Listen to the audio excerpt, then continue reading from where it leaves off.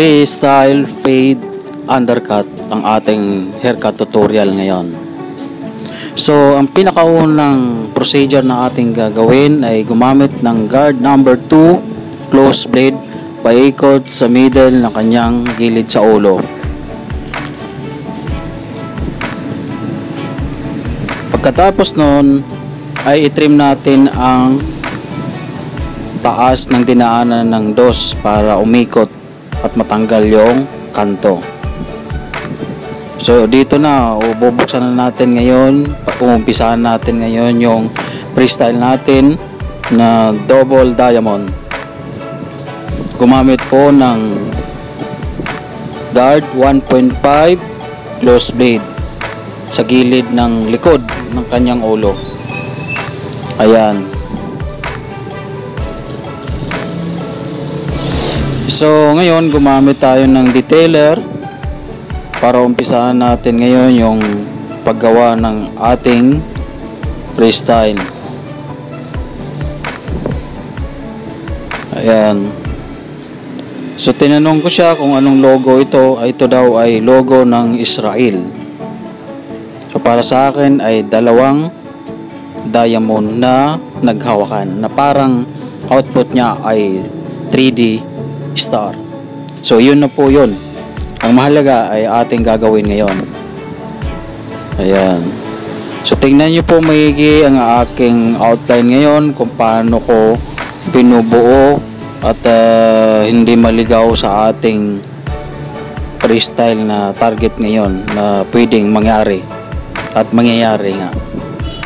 So in focus po tayo sa pag-outline para hindi po magkamali sa ating mga ginagawa. Yan. Ayan po. So parang idodoble natin ngayon. Gagawan natin siya ng cover para lumabas ang hitsura ng output star sa labas ng double diamond. Ayan po. So nakuha natin ngayon yung pattern natin, nabuo natin. Ayan. So successful po na naiguhit natin yung ating catalog. Ayan. So ang sumunod nating gawin ay gumamit tayo ng 1.5 guard para i-fade natin ng mid.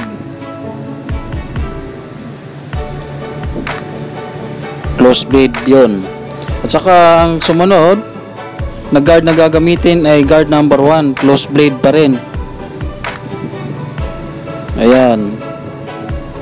At ang sumunod 0.5 guard close blade with combination without guard. Sagad mo yung blade sa gitna at pantay blade para makuha natin yung blending ngayon. Ayan pa na po yung blending ng kanyang mid fade. So kinakailangan po na yung haircut and hair art combination ay napakahalaga. Mag-combine ang dalawa. Maganda yung freestyle niya, maganda yung fade niya, yung haircut niya. So ganun po dito sa kabila, ganun din ang gagawin natin. Gumamit tayo ng guard 1.5 close blade. At ang sumunod ay guard number 1, close blade pa rin. Close blade. Ayan, para makuha natin yung blending ng kanyang fade. Ayan, konting pagpag lang po para maganda makita natin ngayon ang ginagawa natin. So ang sumunod, gumamit ng 0.5 guard close blade pa din with combination without guard, sagadang blade sa gitna at pantay blade para makuha natin ngayon yung blending ng fade. Ayan, so makikita natin na meron namumuong itim, pero aayusin natin yan mamaya kasi medyo malalim yan. Sa sukat ay nasukat na. Pero kailangan pa rin natin yan na pasadahan para maganda yung blending. Ayan. Second trimming natin ngayon para bumilog at pumantay-pantay yung kanyang buhok sa gilid. Yan po ang ating pinakagawa ngayon.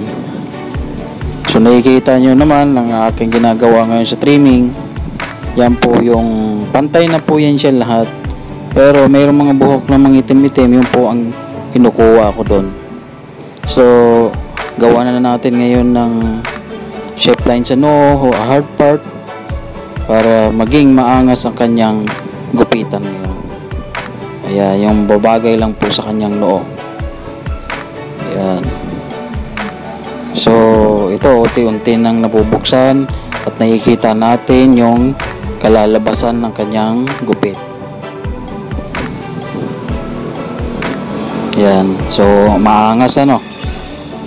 Konting develop lang yan para mabuo natin ngayon yung freestyle fade undercut to. Yan. Mula sa kabila, ganun din dito sa bandang kanan. Ayan. So tingnan nyo na lang po maigi kung anong ginagawa ko para masundan nyo po. Ayan. Pinapatay natin yung mangitim-ngitim na malalim parte sa kanyang ulo para maganda yung blending ng kanyang fade. So ayan, nakuha natin ngayon at maganda na yung pagkaangat ng kanyang fade, sunod-sunod at makinis. Ayan po, kung saan natin nakikita na dapat kunin ay kunin natin para maganda at may kalalabasan ng ating ginagawa. Ayan po. So gumamit pa po tayo ng tubig para sa pag-ahit ay mas malambot. So nagpahabol siya, gawan daw natin ng linya sa bandang kanan. So ayan po ang nailikha kong guhit na dagdag sa kanyang freestyle. So bumagay naman. Yan, umpisa natin ng pag-ahit sa bandang kanan. Depende po yun sa ating anong klaseng gupit. Dahil kung fade lamang, lagi po nauuna sa kaliwa ang aking pag-uumpisa sa pag-ahit. Pero depende po yun sa uri ng gupit. Ngayon nasa kanan na ako ngayon dahil mauuna talaga ang pag-ahit sa mga linya or art para yung blade ay virgin pa, kumbaga ay matalas. Kaya dun po tayo nauuna kung saan may linya. Ayan, madali lang po yan ayitin dahil may pattern na. Kaya kailangan sa bawat gawa ay may pattern tayo para hindi po tayo maligaw sa ating pag-aahit. Kung yun po ay medyo matigas na yung inaahitan natin, lagyan po natin ng tubig.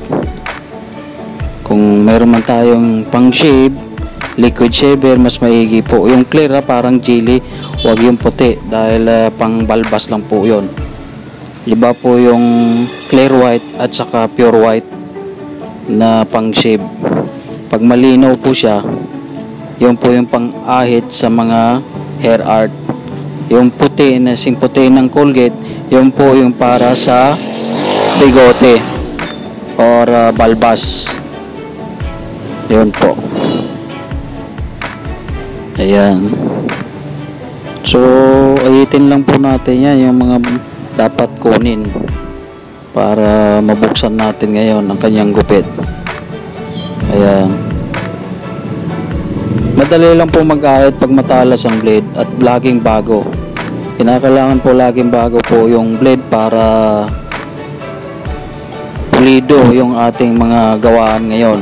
Kasi kung mapurol, masakit pa, tabingi pa yung mga outline natin. Kaya kinakailangan bawat pag-ahit ay bago po ang ating blade at iwas hawa-hawa. Ayan. Mula sa kabila, ganun din sa bandang kaliwa. Gagayahin lang natin yung pag-shave. pababa, pahilis, pataas, pahalang, pasalungat para pulidong pulido at kuwang-kuha yung mga buhok na dapat ahitin. Ayan. Lagi pong maingat sa pag-ahit para maging ligtas po ang ating ginagawa at walang galos. So, successful yung pag-ahit natin. Pero hindi ibig sabihin nun ay tapos na po ang ating gawa. Meron pa tayong finishing touch. Developing shape para maangas ang kanyang hair art or outline. Ayan.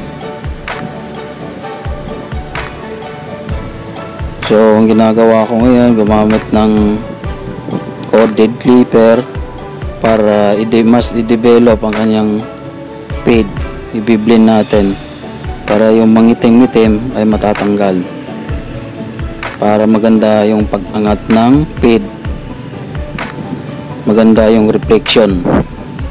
So, ayan, nakikita po natin na talagang akala mo may ginamitan ng roller. At maganda yung pagka-blend ng kanyang fade. So, ang ginagawa ko ngayon ay unti-unti nang pinapaganda para mas lalo umangas at maangas tignan. So, sa mga katropa nating barbero dyan na nais matuto at yung mga barbero na nag-uumpisa pa lang sa gupitan, ay handog ko po sa inyo ang aking haircut tutorial na ito. At sana suportahan nyo po ang aking YTC, mag-subscribe po kayo para lagi po tayo magkasama sa bawat upload ko. Inaasahan natin na mas marami pang may upload na mga video haircut tutorial. Basta't laging andyan po kayo para maging effort ko yun sa pagpo-post or pag-upload ng mga haircut tutorial. Hanggat nariyan po kayo, ayan, andito po ako para ibahagi ang aking konting kaalaman sa paggugupit ng bawat nagnanais na mapanood ang aking video haircut tutorial.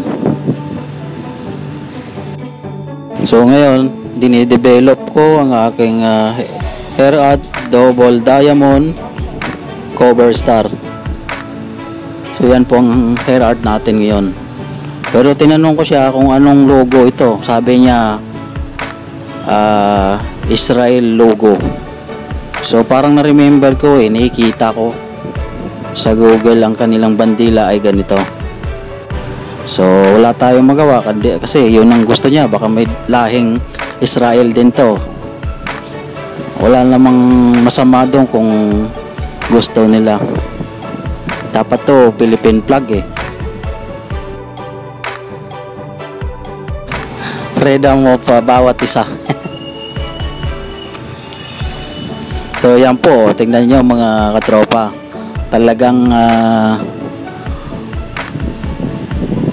sharp na sharp ang ating double diamond cover star. So, ang ginagawa ko ngayon ay yung dapat kunin sa kanyang